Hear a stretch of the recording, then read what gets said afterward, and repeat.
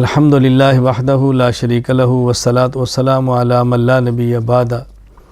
حضرت ابو ایوب انصاری رضی اللہ تعالیٰ عنہ فرماتے ہیں، رسول اکرم صلی اللہ علیہ وسلم نے ارشاد فرمایا، من صام رمضان ثم اتبعہ ستا من شوال کان کصیام الدہر، کہ جس شخص نے رمضان کے روزے رکھے پھر رمضان کے بعد شوال کے 6 روزے رکھے تو یوں سمجھ اس نے زمانے بھر کے روزے رکھے ہیں۔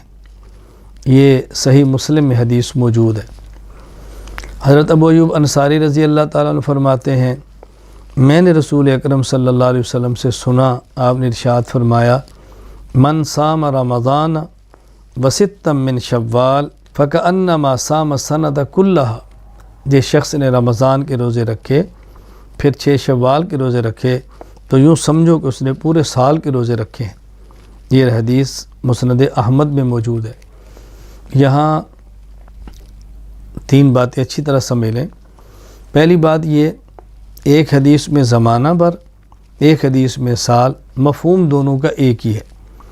میں نے رمضان کے روزے رکھے پھر بعد میں 6 شوال کے روزے رکھے، تو جب سال بھر کے روزے رکھیں گے اور ہر سال ایسے کرے گا تو گویا پورا زمانہ اس کا روزوں کے اندر گزر گیا ہے۔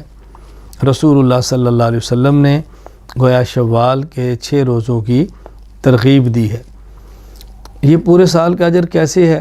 حدیث پاک میں من جاء بالحسنۃ فلہ عشر امثالھا، انسان ایک نیکی کرتا ہے اللہ اس کا اجر کم از کم 10 نیکیوں کے برابر دیتے ہیں۔ اور رمضان 1 مہینہ روزہ رکھا، 10 گنا اجر ملے گا تو 10 ماہ کا اجر مل گیا۔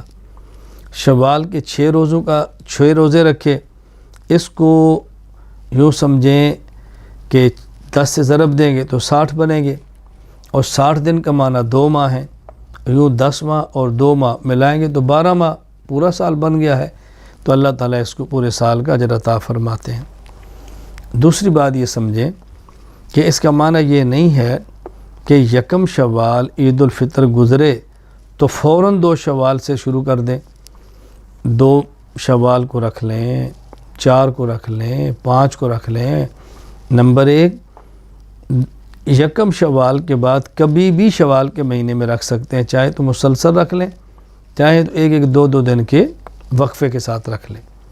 اور تیسری بات، اگر کسی شخص کے رمضان کے کچھ روزے رہ گئے ہیں تو اس کو چاہیے کہ اپنے فرض روزے رکھے، وہ جو قضا ہے وہ پہلے رکھے، ان کا حق پہلے ہے، نوافل کا بعد میں ہے۔ کہیں ایسا نہ ہو کہ 6 نفل کے روزے رکھے اور زندگی وفا نہ کرے، یا آدمی بیمار ہو جائے اور نہ رکھ سکیں۔ اس لیے اپنے قضا روزے پہلے رکھیں اور یہ نوافل روزے بعد میں رکھیں۔ اللہ تعالیٰ فرائض کے ساتھ نوافل کی بھی توفیق عطا فرمائے۔ فرائض کی کمی اللہ اپنے کرم سے نوافل سے پوری فرمائیں گے تو نوافل کا اہتمام بھی کرنا چاہیے۔ وآخر دعوانا ان الحمدللہ رب العالمین۔